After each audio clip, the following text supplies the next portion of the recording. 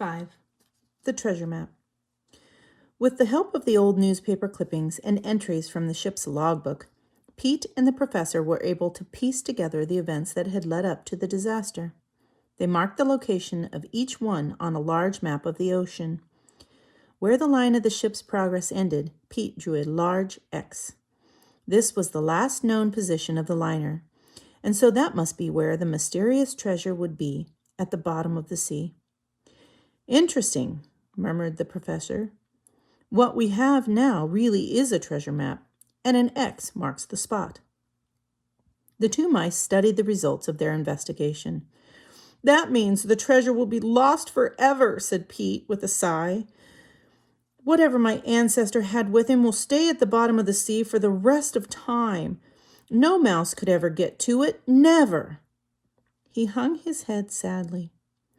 The professor looked into the distance and muttered meaningfully, Once upon a time, there were similar things said about a mouse getting to the moon."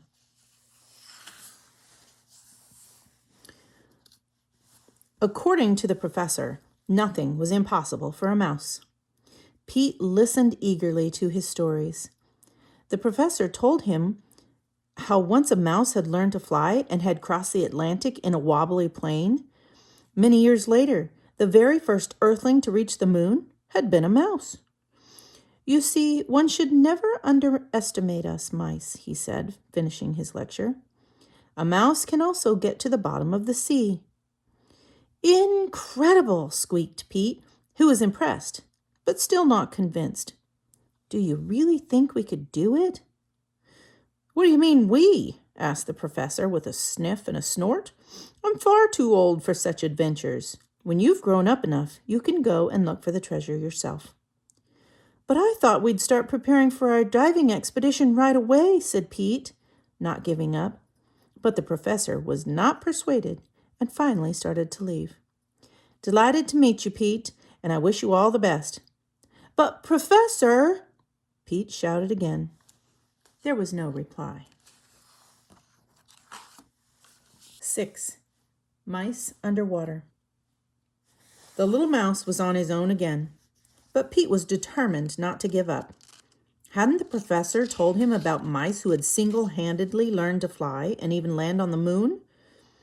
"Very well then," he said to himself. "I'll find a way to land on the bottom of the sea." Holding his breath and diving were not options. That would only give him a few seconds, as Pete had found out in the bathtub when he was a tiny mouse. He had to find a way to take the air with him, but how?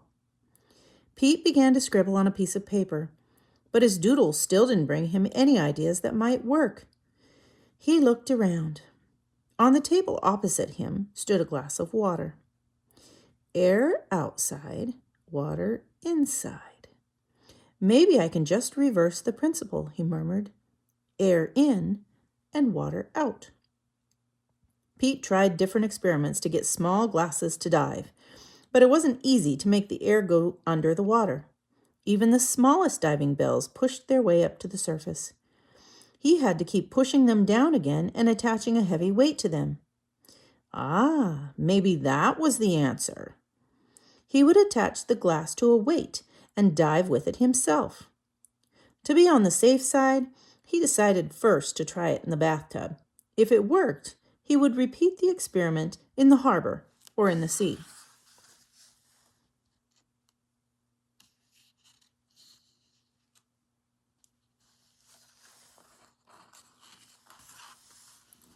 The water level rose higher and higher, but apart from his wet feet, Pete generally stayed dry.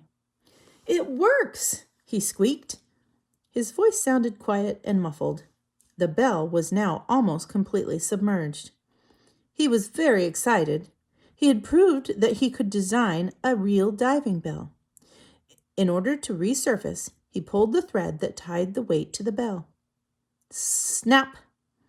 The thread broke off in Pete's hand. How would he get out now? "Pete, what are you doing?" shouted the professor, jumping into the tub to save him. "I came back because I had a feeling you wouldn't give up. You're a stubborn little fellow, aren't you?" The professor wiped the water off his whiskers. Then he shook himself from head to toe like a wet dog. Well, I can't say I'm surprised. I was the same in the old days. When I was young, I also went off on crazy adventures, risking life and limb like an idiot. Anyway, the first thing we need to do now is get out of here before the owner comes home. Thank you, said Pete, his voice trembling. Thank you for saving my life.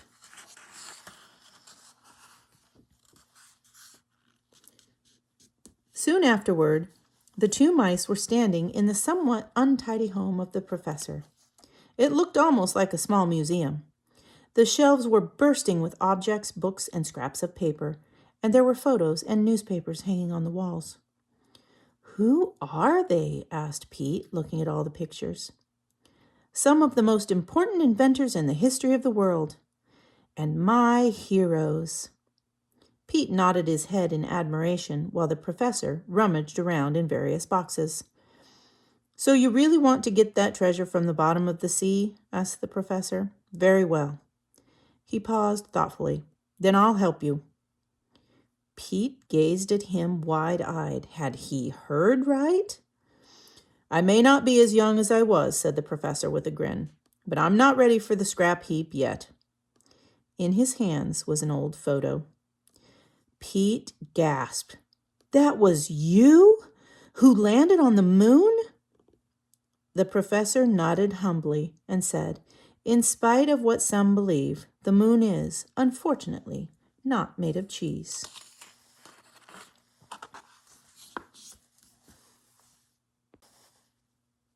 Seven, a new attempt.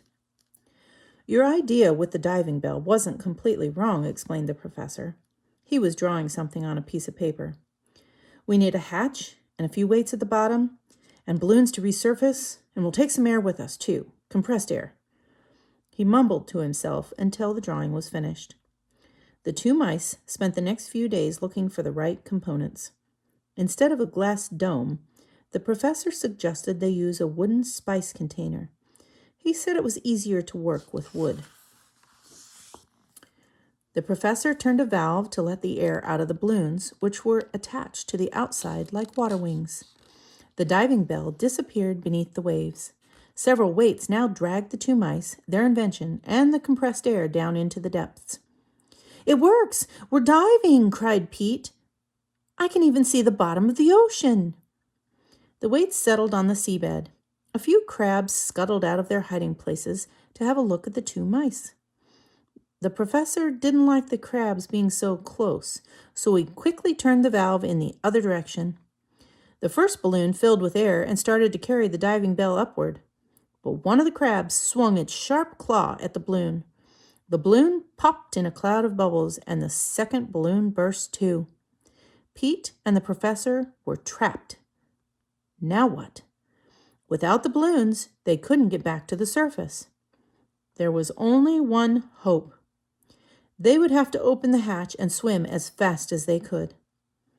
Don't be afraid, Pete, said the professor. You can do it.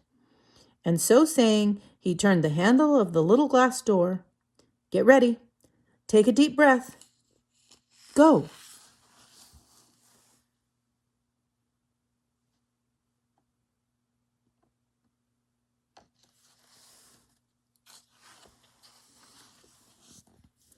The two mice were agreed. A diving bell was not the best way to get to the bottom of the sea. In principle, it worked, but in practice, they needed something that would enable them to move around under the water. The question was, what? The professor filled one piece of paper after another with his drawings, and one piece of paper after another ended up in a crumpled ball on the floor. It's no good, he said at last. We need to approach the problem scientifically.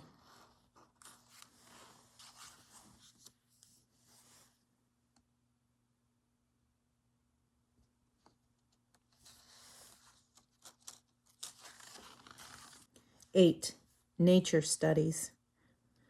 Pete had never seen so many fish in all his life. Speechless, he pressed his nose against the cold glass of the huge fish tank. Nature has the answer to a lot of our problems, said the professor. There are thousands of creatures that live deep down in the ocean, so maybe we'll find the perfect solution here. He unrolled the sheets of paper he had brought with him, lit a candle, and once again began to draw. This time, though, he didn't draw ideas for diving bells.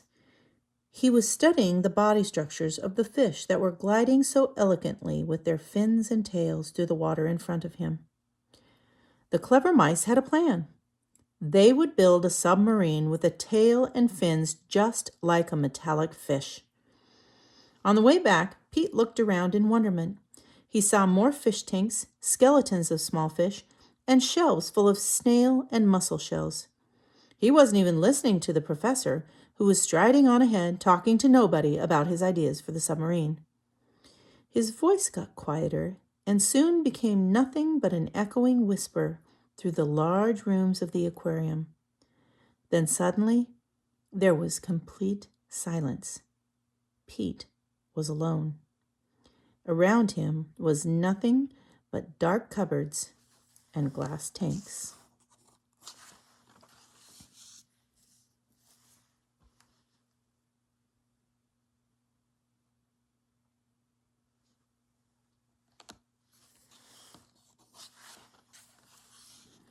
Pete's heart was pounding wildly. He ran out of the room as fast as he could, and when he looked back, he saw a sign above the door. In large letters, it read, "The Terrors of the Deep." Then someone tapped on his shoulder from behind, and he jumped and let out a shrill scream. Luckily, it was only the professor, who had come back to look for him. "Are there really such monsters in the deep?" asked Pete, his voice still trembling with fear. The professor poked his nose into the room. "Well, I wouldn't exactly call them monsters," he said, "but yes, there are some very strange creatures at the bottom of the sea." Well, maybe it would be better to, leave them in peace," said Pete. "No need to be afraid," said the professor soothingly, and he showed Pete the sketches he had been drawing. "Our submarine will be nice and solid.